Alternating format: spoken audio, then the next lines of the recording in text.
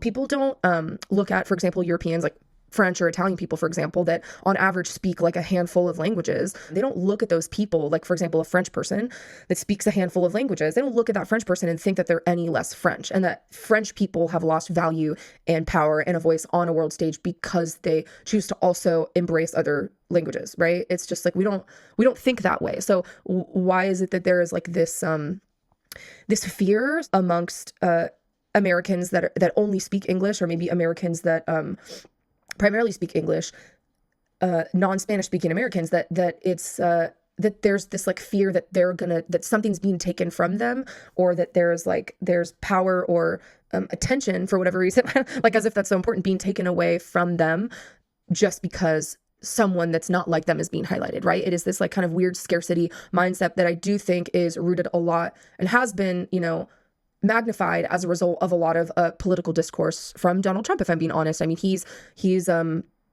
expressed this like kind of scarcity mindset that like, oh, they're taking your jobs, quote unquote. They're taking things from you that are rightfully yours. And I think that unfortunately has like bled into a lot of other things. And this is a perfect example of that like, just because he's given this platform, that like it's any less for you. You know what I mean?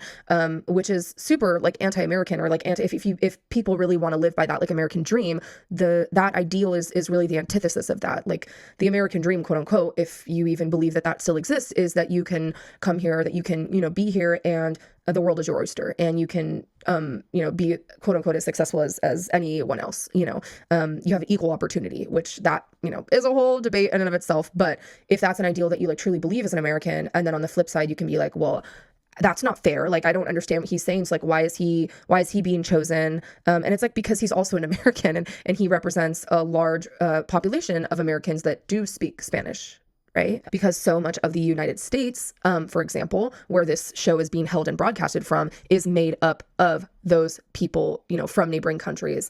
And so it's this reach for unity amongst countries on the continent, but also like this reach for like I feel like kind of like this wake up call, this slap in the face that like, hey, you're not alone in this world. You're not the only one on the road. You're not the only one on this planet. And your life and your culture does not like trump over anyone else's. We all have power. We all have value, and we all have something to say, and we all matter, and we all deserve to have a platform, and deserve to be heard, you know what I mean, and seen and cared for and respected.